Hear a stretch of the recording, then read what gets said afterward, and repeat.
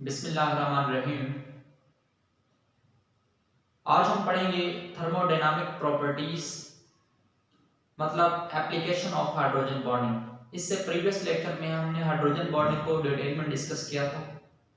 आज हम डिस्कस करेंगे applications of hydrogen bonding.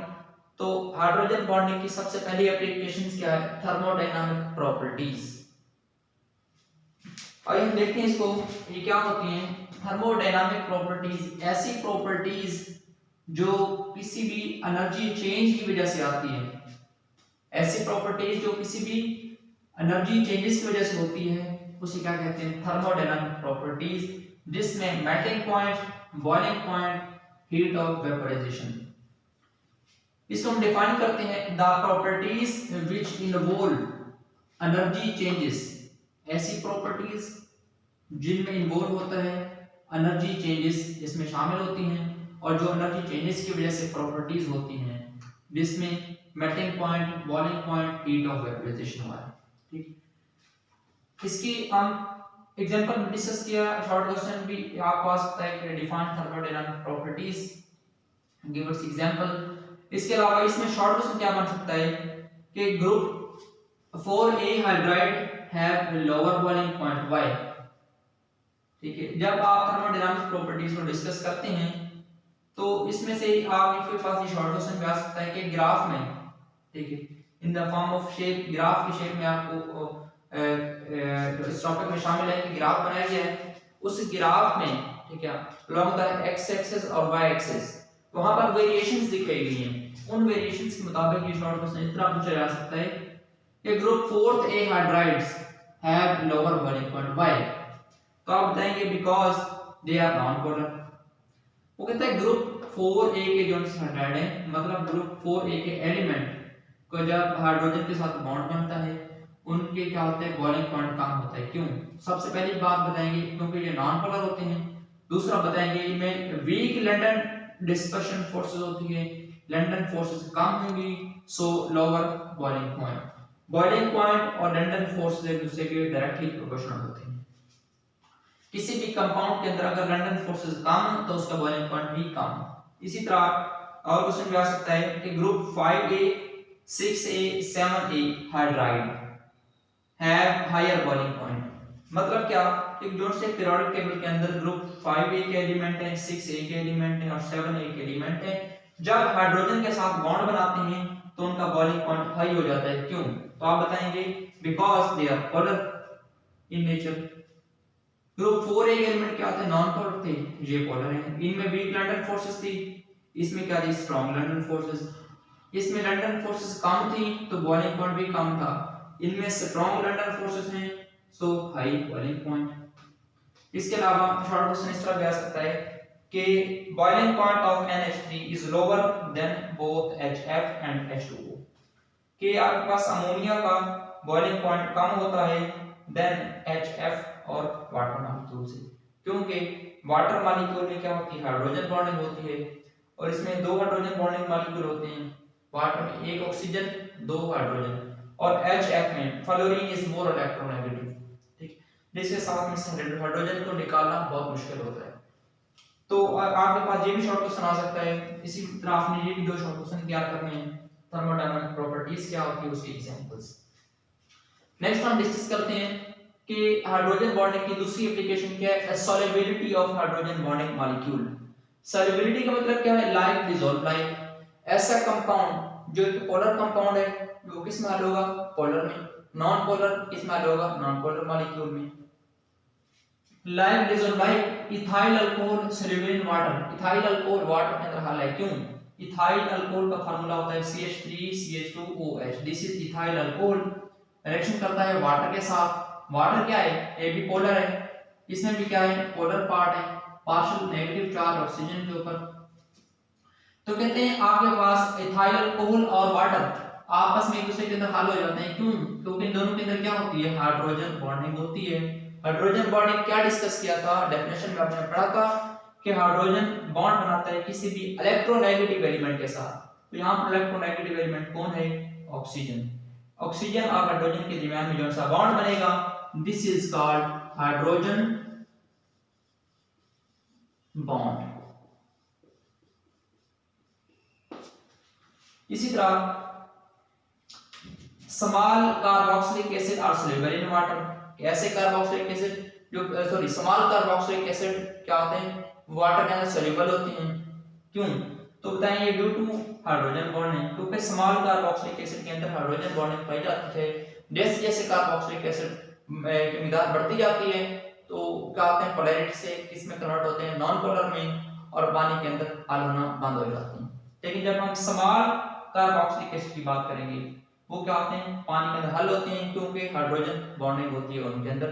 Water के अंदर भी हाइड्रोजन बॉन्डिंग होती है, लाइक डिसॉल्व लाइक। इसी तरह ये शॉर्ट क्वेश्चन आ सकता है। तीसरी प्रॉपर्टीज है explain the cleaning action. Explain the cleaning action in hydrogen bonding. कि वाटर के अंदर, अब देखें जब भी वॉशिंग करते हैं, कपड़े को वॉश किया जाता है, तो जो से कपड़ा होता है उसको जब वॉश किया जाता है तो उसमें क्या चीज ऐड की जाती है। तो पहली बात देखिएगा, soap and detergent use as a cleaning action.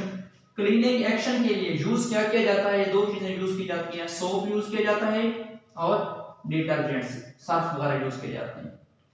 Detergent Surf को कहते हैं, इस तरह सर्फ एक्सेल है और भी है। इस तरह there molecule contain both polar and non polar ends. वो कहता है देयर मॉलिक्यूल का मतलब क्या है कि सोप और डिटर्जेंट्स के मॉलिक्यूल, सोप और डिटर्जेंट्स के मॉलिक्यूल में दो एंड होते हैं। कौन से? पोलर और non polar. Polar and, soap का पोलर एंड वाटर के पोलर एंड में हल हो जाता है। इसी तरह डिटर्जेंट का पोलर एंड वाटर के अंदर हल हो जाएगा और नॉन पोलर मैल के साथ, किसके साथ मिक्स होके, मैल के साथ मिक्स होके रिमूव हो जाता है।